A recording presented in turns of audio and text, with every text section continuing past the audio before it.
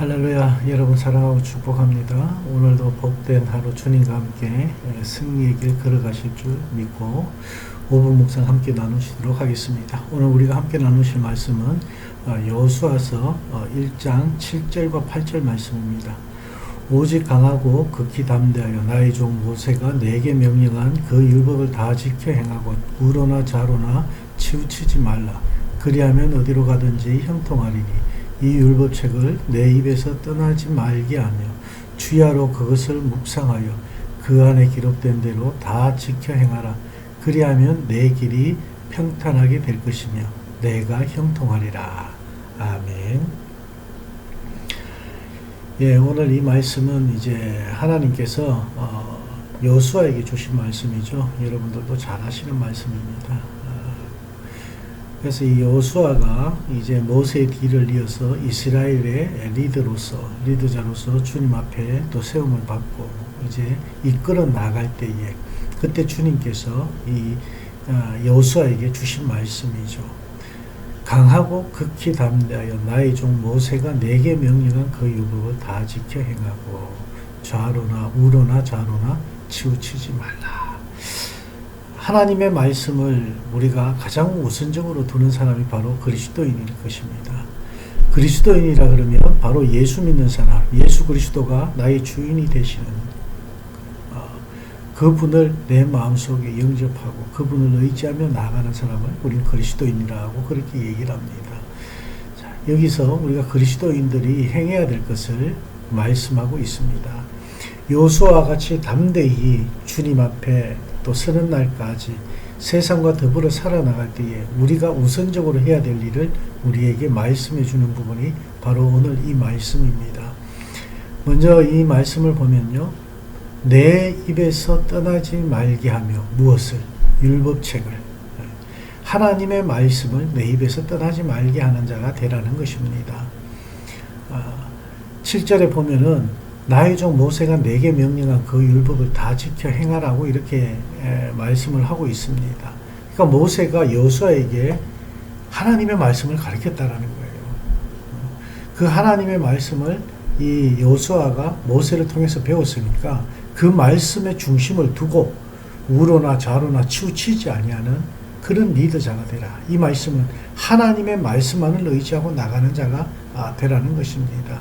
하나님의 말씀을 떠나지 않고 주야로 묵상하는 여호수아가 될 때에 어디를 가든지 힘들고 어려운 일이 있어도 네가 형통하는 길을 하나님께서 열어주시겠다라는 그런 말씀입니다. 그렇습니다. 여러분, 먼저 하나님의 말씀을 가까이 할 수 있는 여러분이 되시길 주님의 이름으로 부탁을 드립니다.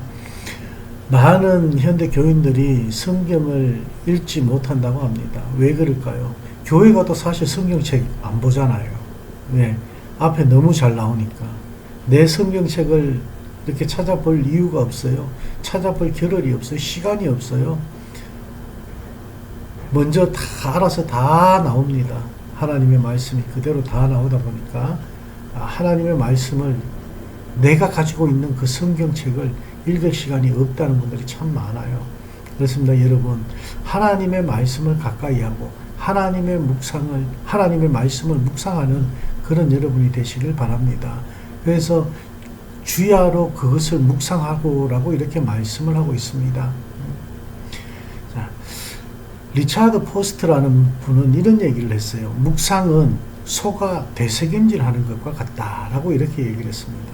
그러니까 어떻게 해요? 그냥 계속해서 그 말씀을 내 뇌리 속에 계속 되풀이하면서 생각하는 것이에요.